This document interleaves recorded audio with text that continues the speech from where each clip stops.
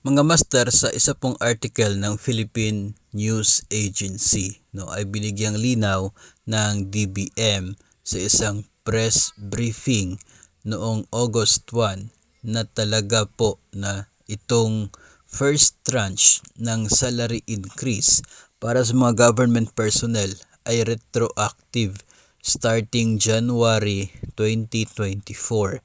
So mula po noong Enero pala yung plano or proposal or talagang implementation nito pong salary increase para sa mga government personnel.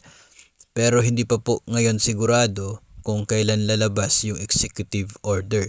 Basta yung importante sa ngayon ay yung pag-implement, yung effectivity ay magsisimula sa January. So meron po tayo matatanggap na salary differential diyan from January hanggang sa buwan na hindi pa mag-effect itong first tranche ng salary increase.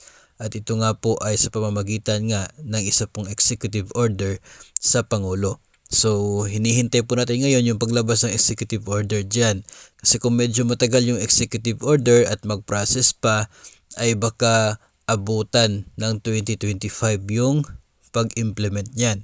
At sa taong yan ay mag-e-effect din yung second tranche. Di mas malaki po yung magiging pagtaas sa sahod na atin po makikita at mararamdaman kung sakali po na sa 2025 mag-effect itong dalawang tranches na ito ng salary increase. So ang susi po talaga ng lahat nito ay yun pong executive order from the President. Yun po yung magbibigay linaw sa lahat ng mga tanong at yun po yung first step para ma-process yung implementation ng pagtaas ng sahod ng mga government personnel.